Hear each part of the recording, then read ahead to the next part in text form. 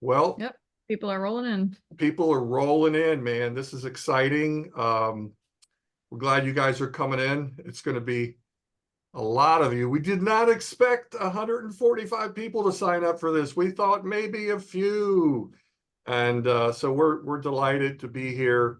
I'm John Kohler, your host, along with Danielle. She's up at the top with me. I think she's up at the top with me. I don't know how you guys are seeing it. Um, I am a writer. I'm the author of 11 books. A few of them are sort of good, and I'm a publisher. I am wearing the 2019 FIFA World Cup women's jersey. Okay, they won it, man. So I'm a big football, that's what the rest of the world calls it, soccer fan. This is our first webinar. As I said, we are going to schedule more. We've already got some scheduled rolling out. The goal here is to help you guys sort things out, because if there's one thing we know, one of the things that drives especially new authors crazy is, what do you do with your marketing? There's so many options out there. You definitely want to talk to other authors, and here's two right here. Danielle, go ahead and bring up that iceberg, if you would. And we're going to talk about the components of a book. And you guys can see this is a funky little iceberg, okay? And these are the four components. You can see it. Marketing, distribution, creative development, and writing quality. You got to have all of them. What's the most important factor? Writing quality. It's the biggest chunk of the iceberg. Marketing is critical. If you do not have marketing, well, I don't know, Danielle, you can take this off. If you don't have marketing working, you may not do that well, okay? But I just wanted you to see that it is a component. It's not the only component. I've literally had some young authors who tried to tell me, we didn't work with them, but they tried to tell me that even if the book wasn't good, as long as you had a good marketing program, you're going to sell a lot of books. I don't know. What do you think, Sandy? I don't think that's really true, Buck. You got to have a good marketing program, and you got to start with the quality of the book. Okay, we're going to do some introductions. Danielle Kohler is, in addition to being my daughter, she's our co-host today. She is an illustrator, a writer, and author of a book, The Other Forest. We published the English version, and this little company you may have heard of, Penguin Random House, published the Spanish version. So she is an author. Most of our staff, we have 11 people on staff, are authors, which obviously helps us to understand. She is our design director at Kohler Books, and she's also, very importantly, the mother of my grandson, Nico, who is about Favorite grandson. 3 months old. I mean, come on, we should just stop it here. We'll spend the rest of the webinar with just looking at videos. All right, and forget it. That's true. I got it ready. All right, Danielle, bring up Sandy, if you would, that image. Okay. I'll also say that I'm also going to be running the Q&As. So at any time, if anyone wants to pop in a question down below, if you hover your mouse over, you'll see a section for Q&A. You can write your questions in there. I might respond to you via text, or I might stop Sandy and Buck and get them to answer live. All right. In other words, we won't be able to take all the questions, but please do it. We'll try to add as many of them to the thing that we put on our website, because we are recording this. Okay, here's Sandy. Very cool book. I'll tell you straight up and right off the bat, and Sandy and I laughed at this back in the day. We don't normally put the author on the cover, but she is a big deal. Why is she a big deal? She's a retired vice admiral in the Coast Guard. It is not easy to become a vice admiral in the Coast Guard, and definitely not easy to be a female vice admiral, okay? So she had to not just work hard, she had to work harder than anybody, okay, to attain that position. Her book, she has been all over the place. And if you guys look up there at direct sales, you will see that these are sales that, you know, Coast Guard Academy and other groups have bought from us. She has done very well, 7,400 books, you know, through Ingram and through direct sales, etc. Done extremely well. She's got, as you can see on the right, 3,000 LinkedIn followers. She does a bi-weekly blog. She told me before you guys came on that she's going to settle down a little bit because she was traveling everywhere and people want her to talk about leadership, and she loves to pour into young people who are rising up in the Coast Guard in anywhere. Okay, Danielle, let's look at Buck. Buck Wyndham. Okay, look, I'm an Air Force brat, okay? He's an Air Force guy, retired. A-10s, hogs in the sand. I know you're probably thinking he's a hog farmer in Arizona. Not true. He flew A-10s in the sand land over in Iraq. The A-10 is a badass jet. And Buck kept a log. Most pilots keep a log, but it was more of a journal, and he writes well, really, really well. And his book, I mean, look at the numbers, 16,000. I don't think this is even up to date quite, but he's done extremely well, you know, with ebooks and also with print. A lot of followers. Buck has gotten, good Lord, Buck, 2,000 reviews on Amazon. The average new author gets 25 maybe. So extremely well. So Danielle, you can take that one off, please. Okay, so that's the intros. We are here. These are our two panelists, two amazing authors. All right, let's get to it. Elevator pitches. What's an elevator pitch? It's something that's been around for a long time. Let's just say you're a new author and you get in the elevator and you're going up with a big New York publisher. And guess what? You've got 30 seconds to tell her or him what your book is about. What are you going to tell them? Okay, you got to get used to this. Start thinking about it with your own book. Is it marketing? Yeah, because that goes right into how you're going to write your back cover descriptions and everything else about the book. So, Sandy, if you would please give us your elevator pitch about your book. What do you tell people? Breaking Ice and Breaking Glass is a book on character-centered leadership that offers leadership lessons gleaned from my 40 years of experience serving in the United States Coast Guard. That was snappy. See, that's a vice admiral for you, right, Buck? I mean, she exceeded expectations, man. So listen, when you first start doing these, it's going to seem weird and awkward and everything else, but you'll get used to it. And the more you do it, the better you'll get. Buck, tell us about your book. I flew A-10 Warthogs, and I got deployed to the Gulf to fight a war. My story, Hogs in the Sand, is a chronicle from my journal of 1 year of a very influential and eventful time in my life. It's very personal, and it covers all the war that we fought down there and talks about some of my personal experiences. By the way, I will say that the elevator pitch, I don't necessarily just give that to, or I didn't give it to just publishers or agents or people who are interested, but I find it that I'm giving that same kind of speech to just people who want to know what my book is about. So it comes up all the time. It's not just an elevator pitch for publishers or agents or anything like that. It's also for just normal people who want to know what it's about. Yeah, exactly. And you must have done a good job with it because you sold a bunch of books. Let's go back to the why, because you know, there's a lot of writers and authors and newbies and people who maybe want to publish who are watching right now, and so the why is interesting and can be interesting. Why did you write your book? I know we're kind of not into the meat and potatoes of the marketing yet, but it comes because that comes out of why you wrote your book. Buck, you kept the journal, but what was it that pushed you over the edge to really wanting to get it published? First of all, I sat on the journal for many, many years, decades, and I knew that I had chronicled a interesting time in history and in my life.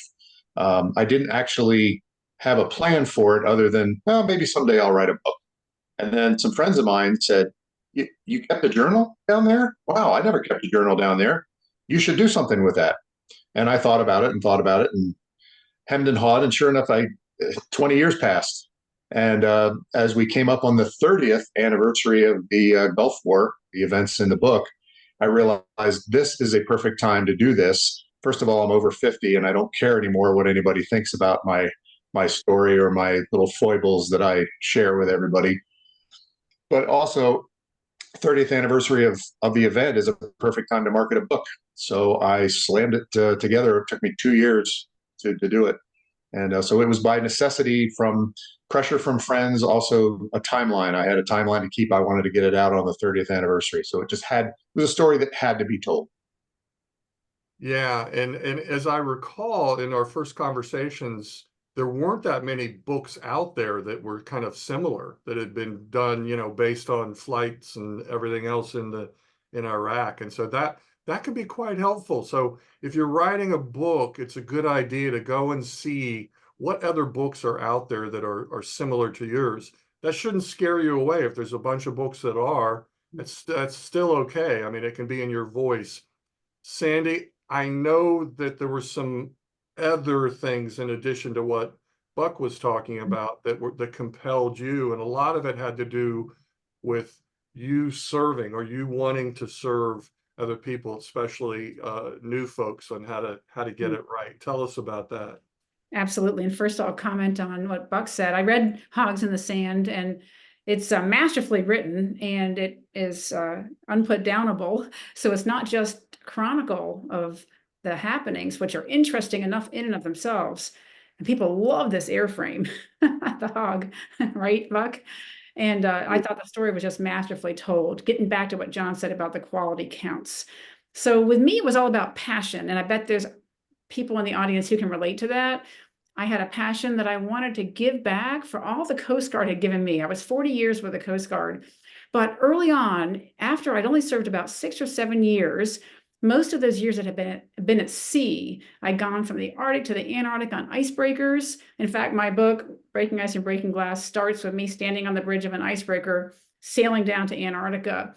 And I sailed on 3 or 4 ships in my first 6 years in the Coast Guard, and then went to a staff job where I was working as the administrative assistant to the Secretary of Transportation, and the aide in military lingo.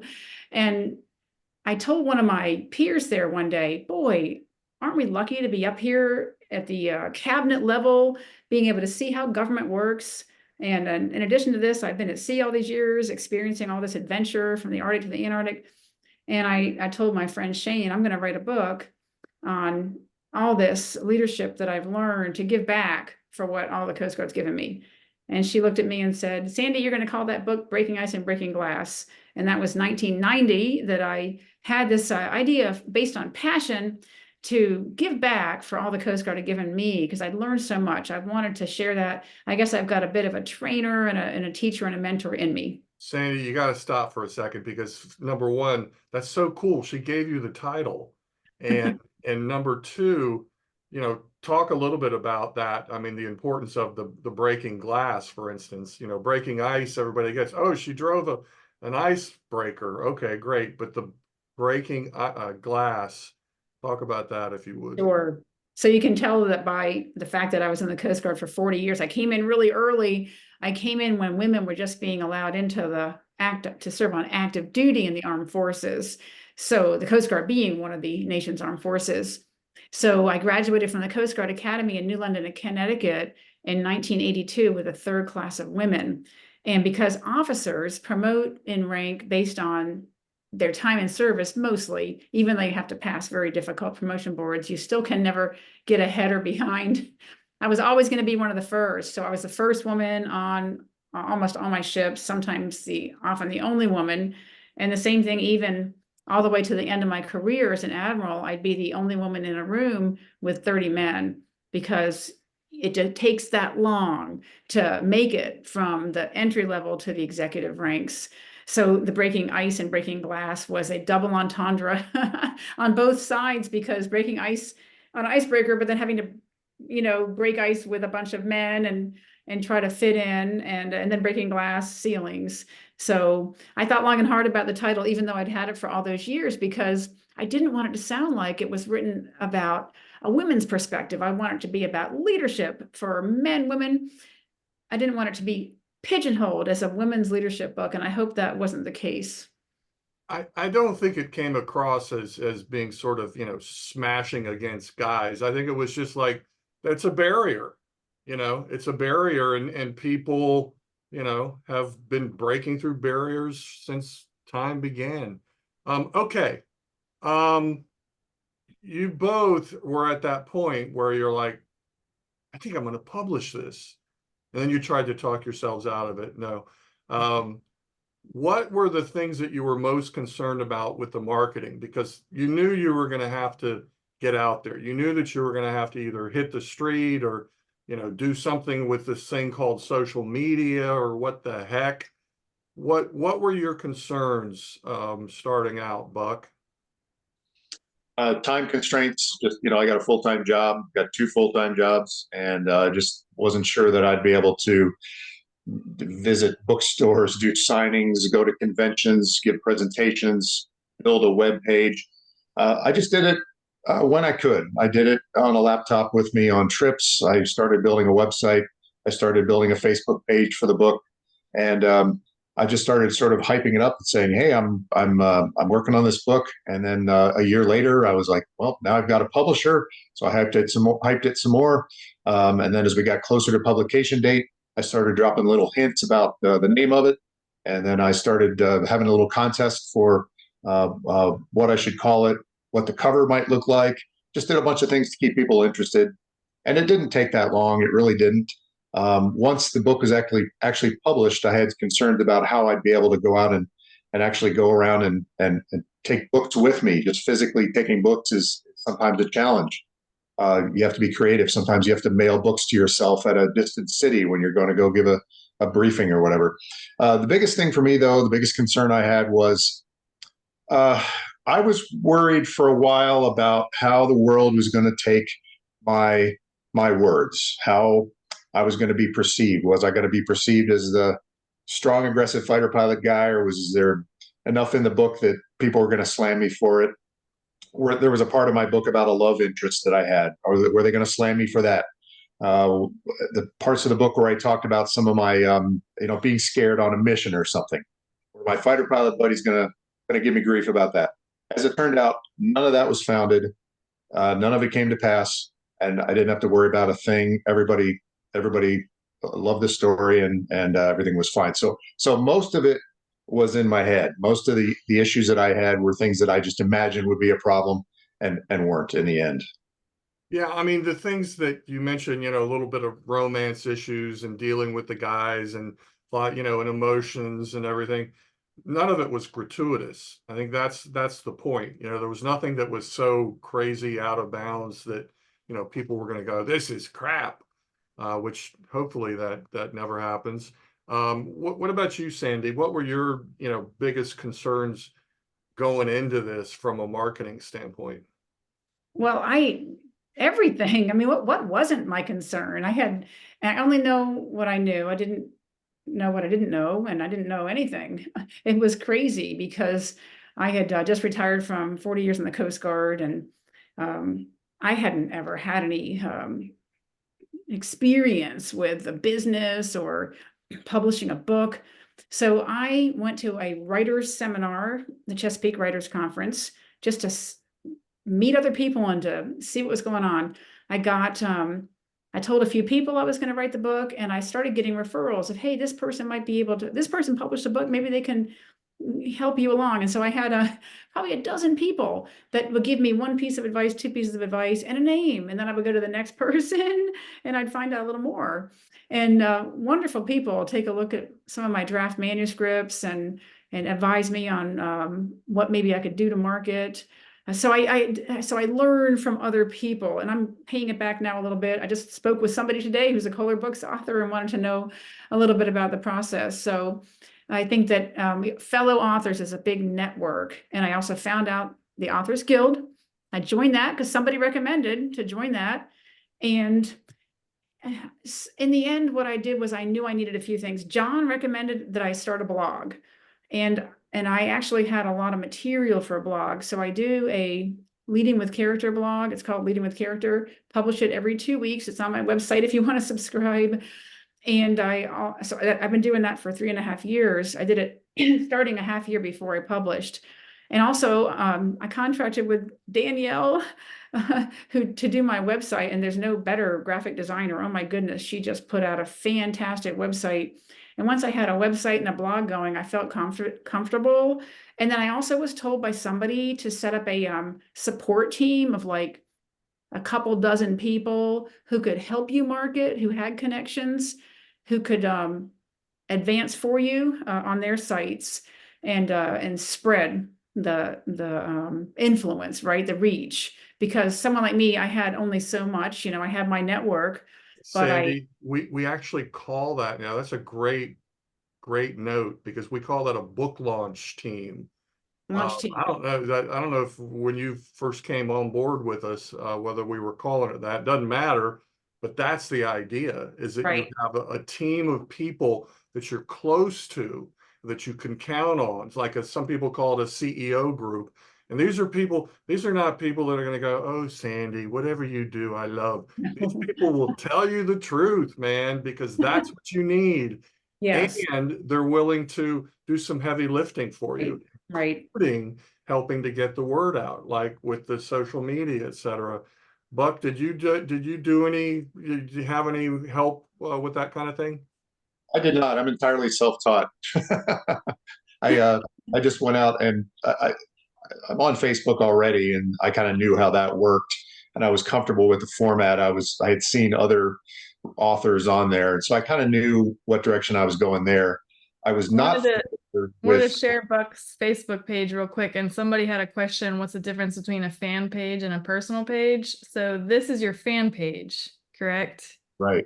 You can see people can like it here. So, and he's got over 5,000 followers there. So just to answer that person's question, that's the difference there. Very cool. That page is all about the book itself. And I also sort of illustrated my book with that page. I put photos, because I don't have any photos in my book. So the photos that might have ended up in a book are now on the Facebook page and on my website. And I'm working on that. That's sort of a work in progress, just all the photos from the war. But I did not do Twitter. I didn't like Twitter. I had a little bad experience with it. Just a lot of, crazy toxic people on there. Maybe I wasn't using it right. I didn't know about it very much. And then my website. That was the only two things I really did, was Facebook and a book website.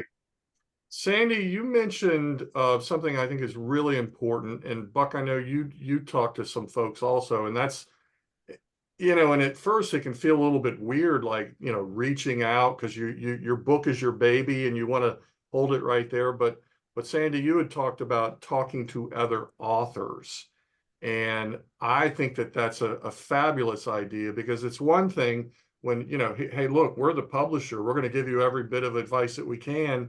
But don't just rely on us. Talk to other authors. How did that whole thing go, Sandy?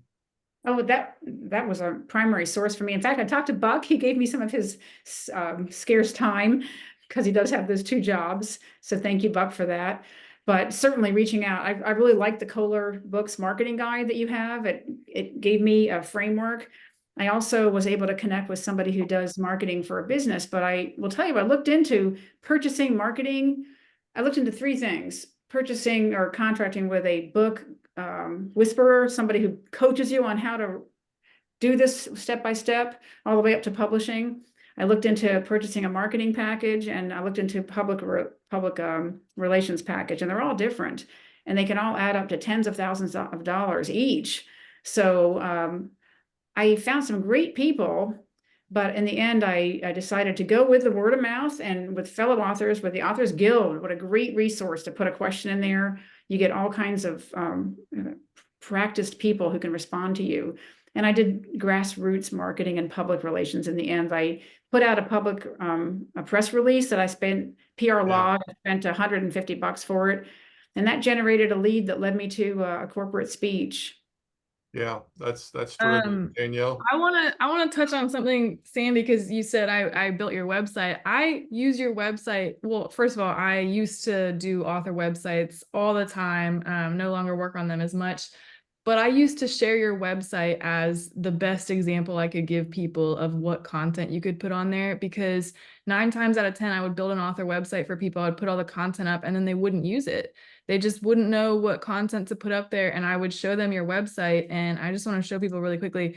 I mean, this is a lot of work you put into it. If you look at the dates now, you've started to slow down, maybe once a month, but it used to be bi-weekly. You would have a post on here. Another thing you did was you had all of your podcasts, in the news. You've got everything on here. So here's all the podcasts you've done. Danielle, So, go to the homepage. So I think this is such a great example of how you can, and the more content you put on a website, I always tell people this, they ask me about SEO, search engine optimization. And what I tell them is really, it's no longer about keywords, it's the actual content on your website. So if you're writing blog posts and people then search for some of those words that appear in your blog post, they're more likely to hit your website. It's also about backlinks. So you were sharing your blog post, here, I'll stop sharing. You were sharing your blog post with the Homeland Security Today online version, and they were linking back to you. So that boosts your SEO too. I mean, I can go on and on about this, but I think what your method of constantly updating your website is critical. And I haven't seen many authors do it as much as I've seen you do it. So congrats. Thank you. Very, very nice. Buck, what'd you do with your website? Did you build it yourself or get help? I built it myself. I used Google Website Builder. GoDaddy Website Builder, and it's fairly simple. It really just talks about the book, has some pictures, has some places you can buy the book. All you need. Yeah, pretty basic stuff. Wasn't hard to build. I try to, add to it. So right there, if you look at that, that is a video that I actually paid a guy to make. I went on a website called Fiverr. And I hired a graphic artist to create a 30-second video, 40-second video for a ridiculously low price. And a really amazing job that he did. So there's options out there that you don't really have to hire expensive people to do things. You can kind of learn how to do things yourself a lot of the time and save some money. Yeah, and you sounded like you were more self-contained, Buck, and you had the ability to do some of these technical things. Fabulous, because I'm always talking to authors and like, what are you planning on doing with your website? Some of them will take it on and do it themselves. But again, talking to other authors. Ooh, where'd you get your website done? How'd you do that? Who did that video for you? I mean, it's fantastic. And Sandy, you mentioned the one group, the author group. It's a fabulous idea to join these groups. For our authors, we have a Facebook forum, about 100 to 150 of them on that. So again, I'm not tooting our horn, I'm tooting their horn. This is a way to ask questions. You got a specific question about marketing, like, hey, have any of you all hired a publicist? Who can you recommend? I mean, holy cow, there's so many questions that come up in the course of things. Danielle, do you have another question from an author? There's lots. Okay, One bring it person on. was asking, so the website that Buck said is Fiverr, it's FIVERR.com. That was one question. Somebody's asking, did either of you advertise on BookBub? I put my listing of the book on BookBub, but I did not advertise. I Okay, did and not advertise either. I had thought about it and didn't. Hold up. Here's the thing about BookBub. And there's another version of it that's not as popular. BookBub is one of the most successful ebook listing companies that there is. But here's the deal. They vet everything. They only take or accept about 15 to 20%, depending on who you talk to, of the book. So you as an author certainly can try to get your book. You can submit it, but they may not take it. There's a pretty good chance they won't. They will charge you, you know, anywhere from $200 or $300 and up, depending on the genre that you're in. You'll make that money back and more if they accept it, because your book will then go out on a list on a given day that they'll tell you it's going to sell for like 99 cents, ebook at 99 cents. So if you're looking to make lots of money, don't sign up for BookBub. But it is, from a marketing standpoint, it's a great way to sort of become known, and not a bad way to go. Danielle, you got another question? We have a lot of them. One person is asking, did you use any Facebook or marketing teams? I think, Sandy, you kind of hit on this. So did you combine that with social media? Sorry, spam call. If you can talk about how you use your teams to promote your book, if it was all on social media, if it was in person. My launch team was social media. And keep in mind, I published in June 1st of 2021.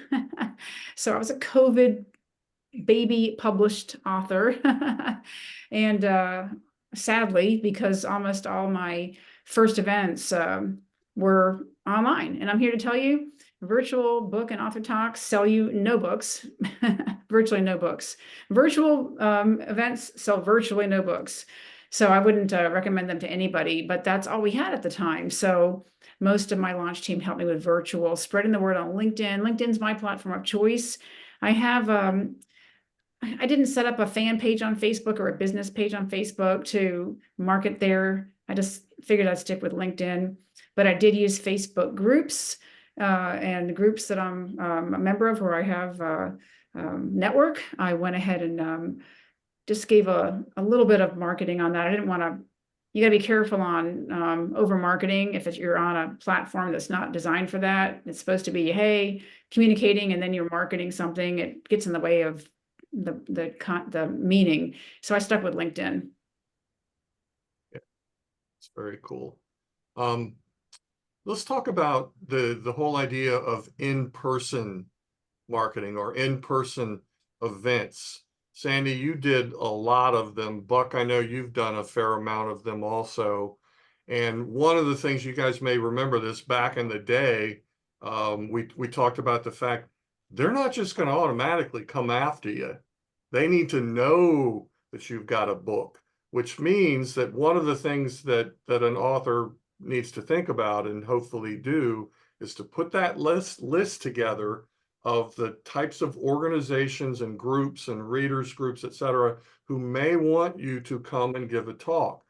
Here's the difference. You know, this is not sell, sell, sell. Come on, baby. Come on, get it on Amazon. You know, this is you, the author, being a servant and offering to help, offering to come and help. So talk about those events that you did from a marketing standpoint.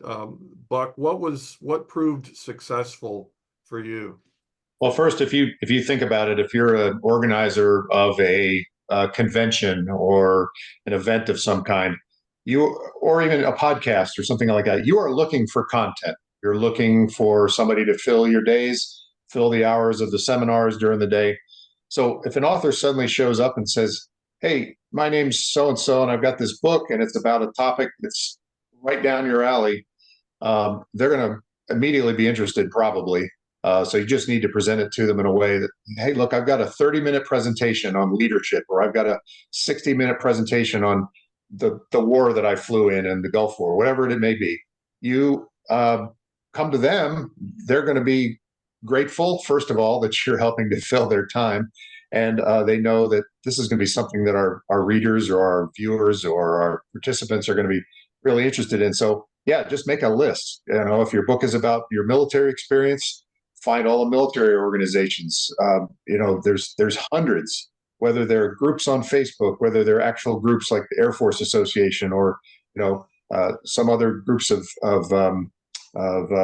people that were in your squadron or whatever it was. There's all kinds of groups out there, and they all have meetings per se. I don't know if they're going to be live or on Zoom or whatever, but you just insert yourself in all the places you can, and somebody's going to contact you. And we'll get to podcasts probably eventually. I think you're probably going to cover that, but that was an excellent way.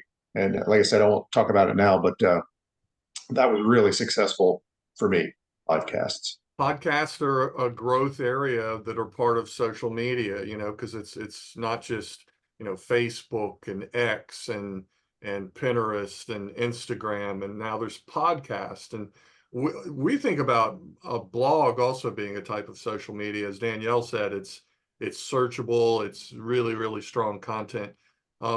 Sandy, how did you go about creating those relationships to get, in-person events? So I was privileged to have kind of a ready-made network, having retired from the Coast Guard after 40 years as a senior executive. I had maybe a little bit of a name recognition, so that helped me to be able to look at, just like Buck had said, look at the relevant organizations and places where I could speak and put forth an offer. One thing I will offer to people is that unless you're a keynote speaker who's signed with a speaker bureau and you're going out to do corporate engagements, you're going to be invited to come, like Buck said, but more than likely, in my case, maybe not Buck's, they're going to offer you an honorarium at best. So you're talking maybe $500 in travel expenses at best. And so what I would do would be, instead of kind of like being excited to get a speaking engagement somewhere, where all I'm going to do is, there's nothing in it for me, I'm not going to sell any books, I'm just going to speak, I would ask them to buy books for all the participants. And that's how I did all those wholesale book orders, was every time I gave a speech, once I got wise to this, most of the organizations I was speaking at would purchase the books. And even if I sacrifice an honorarium for it, my goal was not to make money. I mean, I'm retired from the military, I don't need to make money. My goal was to broaden the reach of my leadership lessons. All my proceeds for my book are donated to the Coast Guard Academy. So I wasn't looking for salaries for my speaking engagements, but a lot of people are. So keep that in mind. If what your needs and goals are, that should dictate how you approach these organizations you want to speak at. But selling books to them is a great way to do it instead of an honorarium. That's a really good idea. I love that. Danielle, another question. Well, Sandy just answered one, which was, how do you choose which in-person events, since they do require travel expenses and time. So that was a really good answer. Another person is asking, do we want to jump to podcasts already? I think we have some questions about that, but Sure. Okay, because one person is asking, basically, what's the most successful formula to get a yes on a podcast? Because they said they've applied to a lot and not had much success hearing back. So was there a template you used for your emails? Was there some kind of formula? Buck? I did not use a formula. I basically shotgunned all the organizations that I could think of, and then through word of mouth, a bunch of people contacted me that I'd never even heard of. I got contacted by the Minnesota State Pilots Association. They wanted me to go to Minneapolis and give a 45-minute presentation on the Gulf War, flying the A-10 in the Gulf War.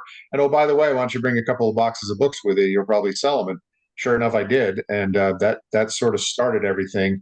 So I didn't have a template for writing letters to podcasters.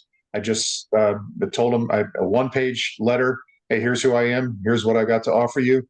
You want to talk about my topic? I can get on with you anytime. And I love podcasting. You think about the differences between podcasting and radio and TV. Radio and TV, they've got 3 minutes to talk to you, and then they're moving on. Podcasting is a long form interview. They've got between 15 minutes and 2 hours to talk to you because they want to fill time. They love your content. They love any content that comes to them and says, here's some content. So it's way better than radio and TV as far as I'm concerned, from my personal experience. Now, for everybody. But I had great success with that.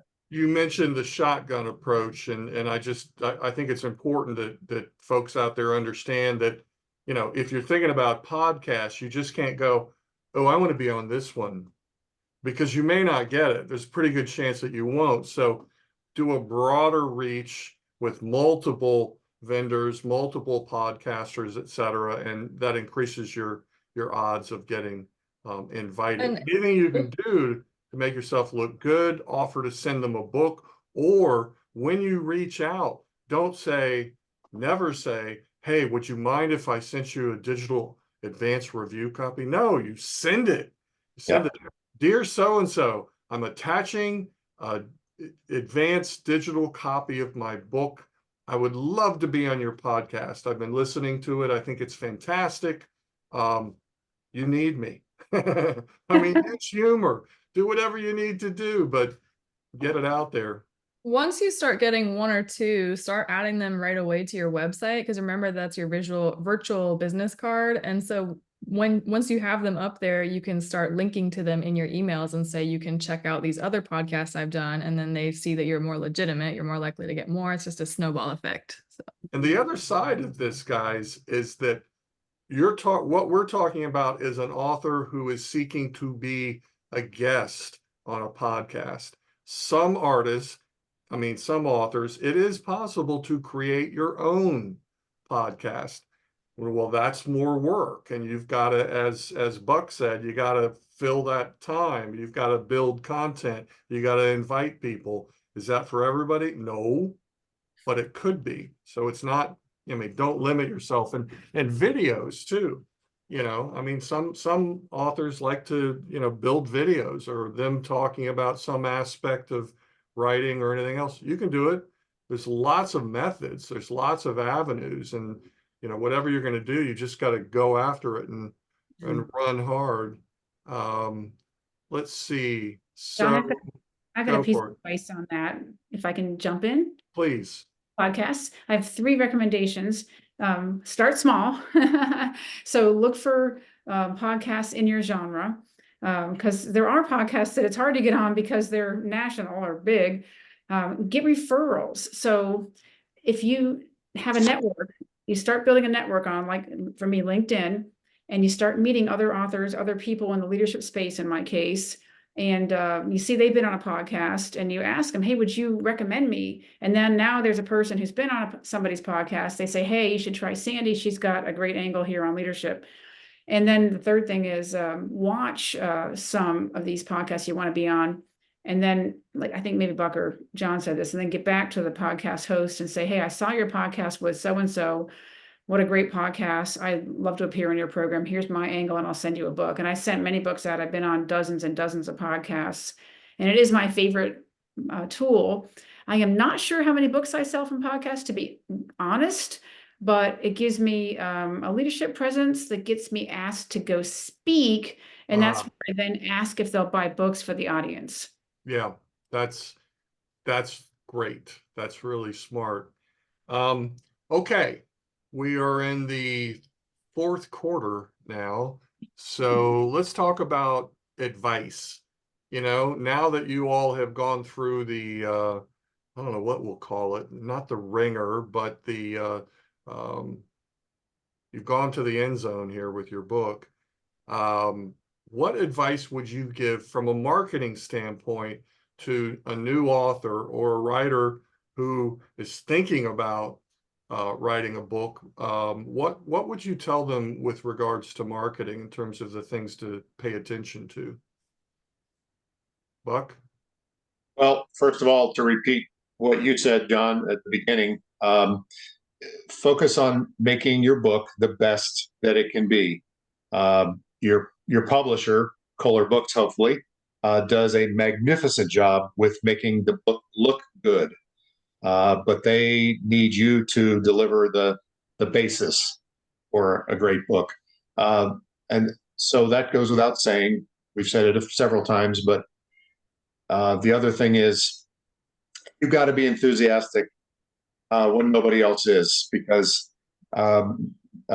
your job as an author is only half done when the book is delivered. now you do have to do that marketing part. And a lot of people don't think about that until, oh my gosh, I got this book in my hands. Now what? Because the publisher is not going to go out and go on talk shows. They're not going to go out and create banners or billboards for you and push your book. They're going to deliver the book. They're going to distribute it, which is awesome. They're going to make it look great. But you got to be enthusiastic from then on for the rest of time, if that's how long you want to sell your book. And you've got to make it happen. You've got to generate the sales. So think about that as you're developing your thoughts on writing a book. Don't just think about what the book's going to be. Think about what you're going to do with it after it's published. So those are my two big things that I learned. I mean, everybody thinks about writing a good book, but you don't think about what happens next. So think about that. That's good points. Sandy, what would you say? I would say that I would go back to, first of all, it's overwhelming to publish a book, especially your first book. And I would offer that your symptoms are normal. So be kind to yourself in that regard. It's overwhelming. Your symptoms are normal to feel that way. But second, I would say it's all about the content, to go back to how John started and how Buck just said. And what I would do as a new author is make sure you consider taking some kind of writing seminar, and or send your book out to friends, not a launch team, but beta readers, people who can read for you. Or if you are fortunate enough to know somebody who's in a content editor, a developmental editor, what they call it. I was blessed to send my book out, my manuscript out, to a developmental editor who just bled all over it. Oh my gosh. I have been speaking all my life, giving talks, writing memos, military style memos, making a point, but I hadn't been trained in how to write creatively, interesting, keeping a reader's interest, leading with the kind of adjectives and the right grammar, and the right content, the right sequencing of the events. So all these things are really important to get a good book that people want to buy. And then with the marketing, I think you need to look at what your goals are, because your goals are not what your fellow authors are that you're calling for advice. Are your goals to make money and this is a career? Are your goals to broaden the reach of your message? Are your goals to fulfill a passion? And that's going to drive whether you hire an agent. That's going to drive whether you hire a book consultant, pay for marketing, and pay for a publicist. So in my mind, I wanted it to be grassroots and just me. I knew I'd sell a lot more books if I put a little more into maybe buying a little services, but I wanted to make a medium effort because I didn't want to put everything I had into this. I wanted to have a life after I left the Coast Guard. So I found a compromise, but it's very personal. So I offer, don't listen to what other people do, because that's not you. Believe in yourself and be yourself when it comes to how you want to market this book. And that's why she gets invited to give leadership talks. I agree with both of you. And the one common thing that I think came from both you, Buck, you and Sandy, was prepare your book. Try to make it as good as it can be. Get others to read through it. Hire a developmental editor, etc. Whatever you can do to increase that quality of it increases your chance of getting picked up by a good publisher, much less talking to an agent. If you want to go after an agent, mazel tov, that's great, go for it.